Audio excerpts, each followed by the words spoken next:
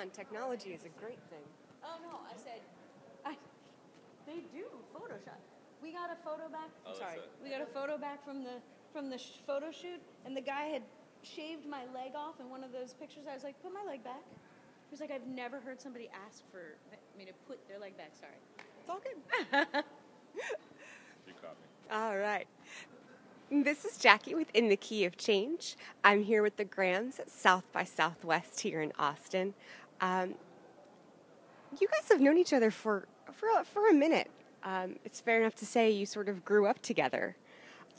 You knew each other, I heard, since the first grade or so? I think earlier than that. We met each other when I was 7 and Doug was 9. And Doug was playing on my brother's Little League team. So I don't know what grade that is. I don't remember. We haven't thought of it. Probably about first grade. Yeah, probably first grade. It might have been like 3rd grade. I was first grade.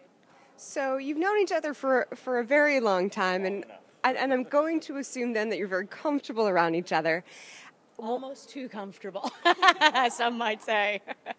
What is it like working and living and traveling with your lovely spouse? It's a real luxury and pleasure traveling with my spouse, because I don't get lonely on the road, and I get to express my loving emotions towards her at every moment, and my less than loving emotions, and we are able to just enjoy the life that's around us, enjoy the places we go, enjoy the people we meet together, and it's a great experience. Very lucky. Would you agree? I think that, we're extremely fortunate. We get to do what we love for a living, play music, and we get to, share that with each other. And I think that playing music independently is great, but for us, we get so much more value out of it that we can share it together, and it's really special for us. I mean, we have our days, believe me, where we want to, kill each other, but it's all in good fun, and, we're just lucky that way. And as long as those moments are few and far between, you're all good. So tell us about your album, Riverman's Daughter. Well, we've played music together forever, but we were sitting in our New York City apartment dreaming about stories we've read about Huck Finn and Tom Sawyer, and we decided to write this song about a riverman, and it became Riverman's Daughter, the song, and it propelled us down what's called the Great River Road, following the Mississippi from Minneapolis to Louisiana. And then we did that for a few months and then ended up on a houseboat in the Atchafalaya Swamp together to write the record. And we eventually found the Riverman, but we haven't found the Riverman's Daughter, so that maybe that's the next record. I don't know. And on the quest for Riverman's Daughter. So what does the album sound like? Describe it to us for new listeners. Well, it's important to note that it's recorded live and all to tape, so there's a very old school feel to the record. We're playing original music that crosses over from bluegrass to the blues to rock to folk and country. We like to call it, or somebody liked to call it, deep river roots music, and we feel that's kind of appropriate. It really is inspired by the river and the swamp, and it harkens back to the days of the Carter family and the Stanley brothers, while honoring that but having a new modern sound to it because of the producer, I think. Very cool. And so you mentioned traveling down the Mississippi. Did you do that in Betsy, or how did you tell us about Betsy? Bessie. Oh, I'll beat up Josh later. Bessie. She'd be a little upset, so that's why I had to correct you.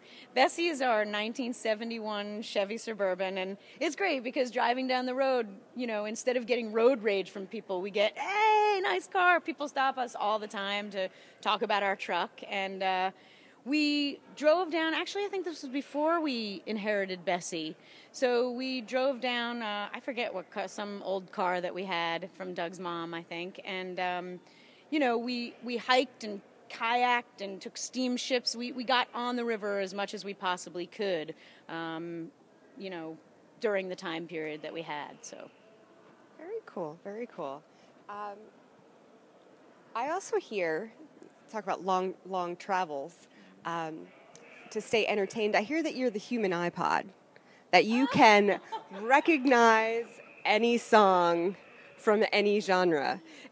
Is that because you have just so much experience, or is she some sort of music savant? Is that what it is? She is. She can hear a song once and then have it memorized. So, and not only that, but there's a particularly, some might call annoying trait, but most of us call it an excitingly awesome trait, which is that not only does she memorize a song that she's heard one time, but she'll have to sing it all the way through. She can't just sing part of it. What's that song, Alyssa, that goes? She has to sing the entire song. It's a weird thing, but I'm happy and lucky about it. Well, don't test me, please. But, I grew up, my parents were always playing music around the house, and I saw a lot of Broadway shows, and it just was something, it's not, I don't remember every lyric, but melodies stay with me, and I have an affinity for melodies and lyrics, and so, I do have that problem that I'm like a human jukebox where you can't really shut me up unless you unplug me. Hard to find the off switch. Yeah, Doug likes to call me his broken girl robot. Sorry, babe.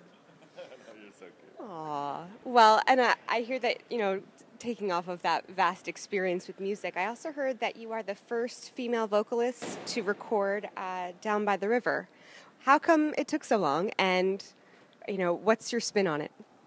I think I heard that too. I don't know if that's a fact, but I've searched and I believe it might be true. Doug and I grew up on Neil Young. Neil Young around campfires, around in basements, after school, we'd sit around and learn Neil Young songs. And when we were thinking about giving our listeners an extra, grouping of songs, we thought it would be nice for them to hear something from somebody who really inspired us, and such an appropriate song because our entire record is about the river. Now, we didn't kill each other down by the river, obviously, nor is it indicative of our deepest desires in any way, but it is a nod to our hero Neil Young and a fitting song to end the story of Riverman's Daughter. And you mentioned before that the album is recorded live to tape. What are your thoughts on the rebirth of vinyl and even, and I still wince to say this, cassette tape? I know. The cassette tape phenomenon is not something I'm exactly on board with just yet, although I'm sure that I know that I appreciate it better than a bad MP3, that's for sure. But the vinyl and the analog process for making music and listening to music are just so natural. You really, for me, when I hear it, I hear a broader range. I can really get the sense of listening to live music when I'm listening to a record, which I don't get from listening to even very high-quality MP3s, which there's a benefit to those for some people, but for me and our kind of music, it really sounds best when you get the full range of analog sounds.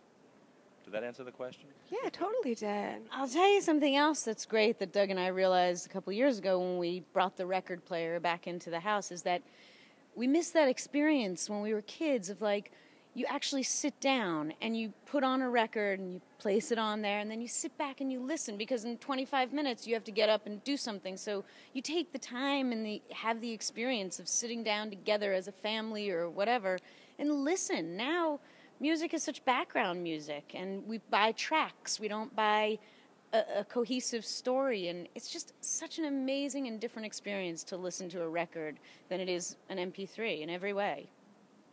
It's really amazing how much music has changed in what I would consider our very short lifetime, and that's why I sort of winced because when I was younger, it was the 8-track, and then the cassette tape, and then and so it's really interesting how technology evolves so quickly. How do you use social media, and how does it impact your career?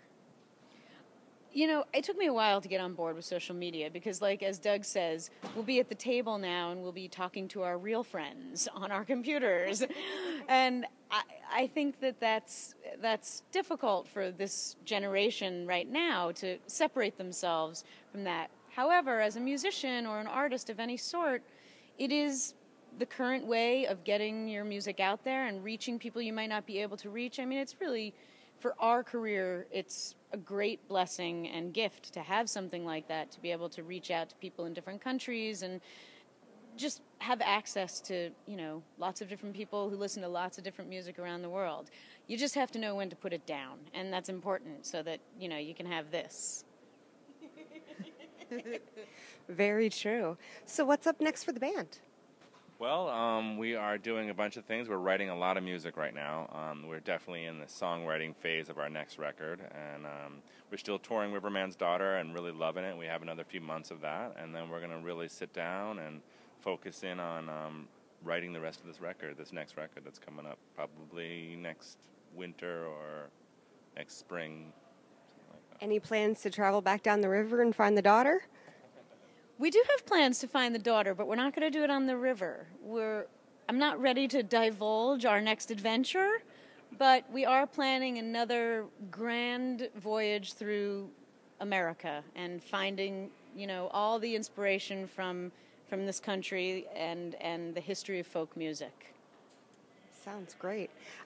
In the Key of Change, we merge music with the social causes and charities that bands represent. Are there any causes that are near and dear to your heart?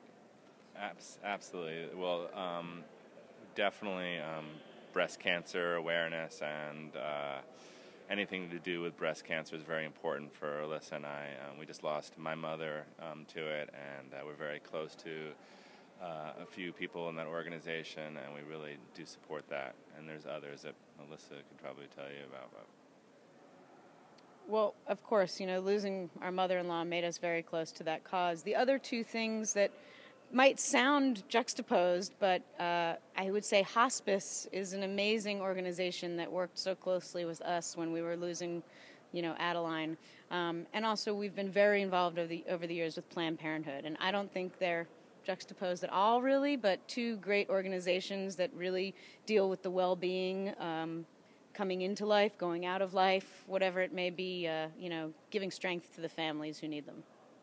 Definitely very important, all aspects of, like you said, like health, because you can't travel, you can't enjoy the things you do without that. So we're definitely interested in hearing the next chapter from you folks.